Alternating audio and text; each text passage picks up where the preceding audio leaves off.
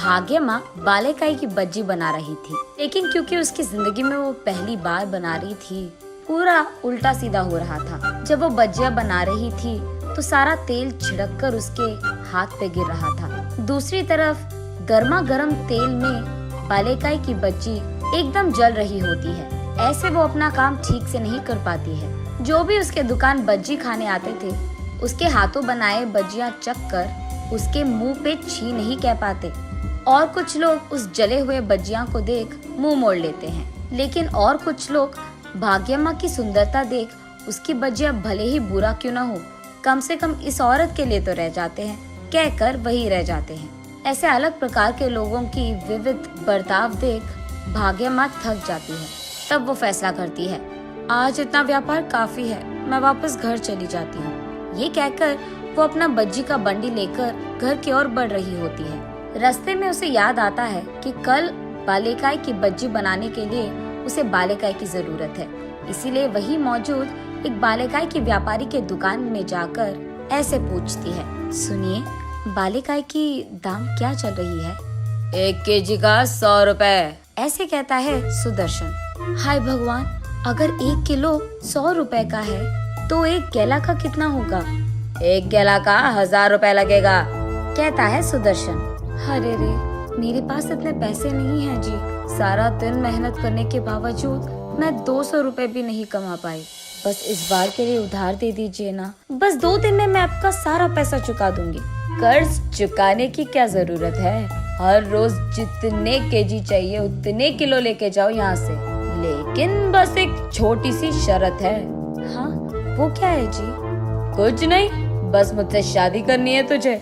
छी, कुत्ता कहीं का, तुम्हारी इतनी हिम्मत। मैंने सोचा तुम बुजुर्ग हो तो इसीलिए अच्छे से बात कर रही थी, लेकिन तुम तो शैतान हो।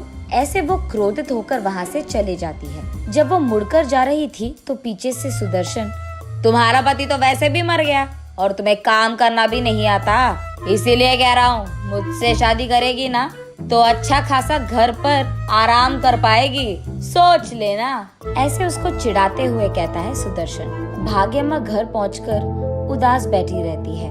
दरअसल भाग्यम्मा पड़ोसी गांव के जमींदार की बेटी थी। उस गांव के जमींदार का एक राइस मिल रहता था। उसमें मौजूद सारे कूली का एक अधिकारी कूली था। उसका नाम भूपति है। एक दिन भूपति जमींदार के पास आकर ऐसे कहता है, साहब, एक छोटी सी बात करनी थी। बोलो भूपति, क्या हुआ? साहब, वो त्योहार आ रहा है तो बहुत सालों से आप बस बचा हुआ राइस दे रहे हैं इन कूलियों को, इसीलिए कम से कम अगर इस साल आप उनके पैसे दे दे तो वो खुशी से त्योहार मनाएंगे अपना। हाँ, तुम लोग जो काम कर रहे हो उसमें ये राइस देना ही बहुत ज्यादा है, और तुम लोगों को पैसे भी चाहिए। तुम सोचते क्या हो अपने आप को? मुझे बता रहे हो कि इनको क्या देना है और कब देना है? तुम्हारी इतनी हिम्मत, कूली साला। साहब, हमको जितने पैसे आने थे हम वही पूछ रहे हैं, आपसे कुछ लूट तो नहीं रहे हैं ना? आपको ऐसे खामखा जुबान चलाने की क्या जरूरत थी? तुम मुझे जवाब दे रहे हो?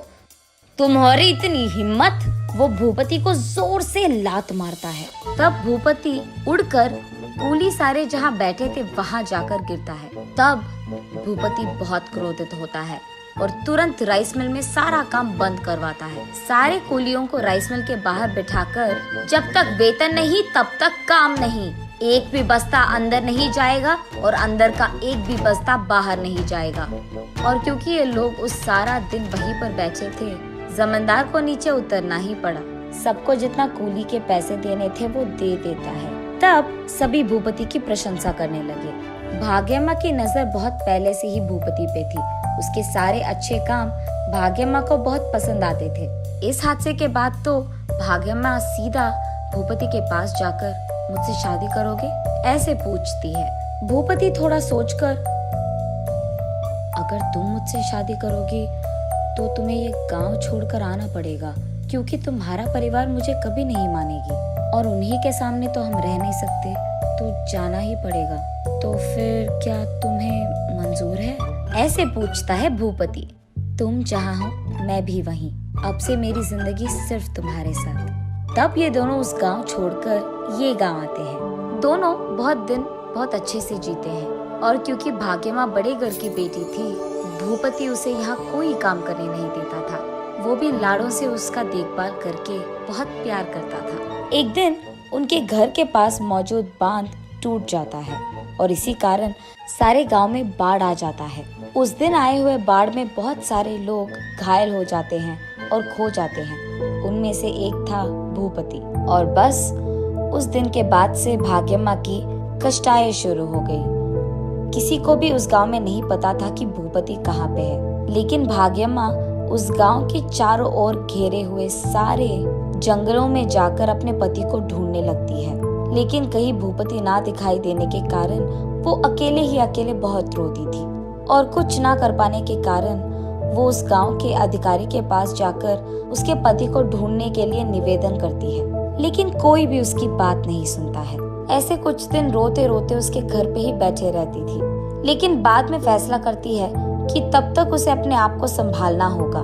भूपति के आने के इंतजार में उसको कोई काम करके पैसे कमाना था। तब से वो हर रोज कोई नया काम ढूंढ लेती थी। एक दिन वो ईंटों को उठाती है, लेकिन क्योंकि उसने जिंदगी में कभी कुछ उठाया नहीं, वो उन ईंटों को नीचे गिरा देती है और वो ईंट सारे टूट जाते हैं। तब वहाँ का अधिकारी, अरे जाओ बेटी जाओ, तुझे कोई काम करना ही नहीं आता है, ईंट सारे टूट गए, चलो निकलो अब, ऐसे कहता है। अगले दिन वो गाय को घास खिलाने कहीं ले जाती है।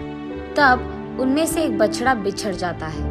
तब वहाँ का अधिकारी भी, नहीं होगा बेटी तुमसे ये काम, जाकर कोई और काम ढूंढ लो, जाओ, ऐसे कहकर उसे वहाँ से बेच देते हैं। और आज ऐसे होता है। घर पे बैठे भाग्यश्री जब अचानक ऊपर देखती है तो उसे देवता की मूर्ति दिखाई देती है। उस मूर्ति के पास जाकर वो ऐसे रोती है, एक ही बार में मुझे ऐसे मुश्किलों में डालना था क्या? क्या इसी दिन देखने के लिए मुझे बचपन से लाड़ों से पाला गया?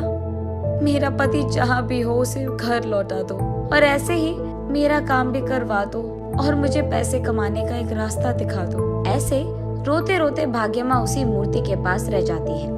अगले दिन जब भाग्यम्मा बाहर आकर देखती है तो उसके घर के बरामदे में मौजूद सारे बालेकाई के पेड़ बालेकाई से भरे हुए होते हैं। तब भाग्यम्मा को लगता है कि देवी की कृपा था ये सब। वो बालेकाई और केलों को बेचने मार्केट जाती है।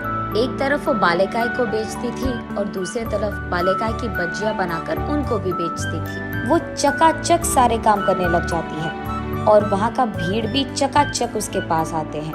और तो और सारे लोगों को उसके हाथों से बनाए बालेकाई की बज्जी बहुत अच्छे लगते हैं। ऐसे एक ही दिन में और कुछ ही घंटों में उसके सारे बालेकाई और केलों को बेचकर वो खुशी खुशी घर लौट आती है। घर आते ही वही बरामदे में बैठे अपने पति भूपति को रोते हुए देख उसके पास भागते हुए भाग्यम्मा, क्या हुआ जी, कहाँ थे आप रो क्यों रहे हो?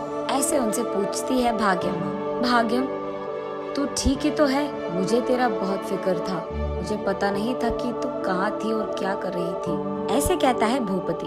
तब जाकर वो दोनों इतने दिन जो कुछ भी हुआ एक दूसरे से कहते हैं।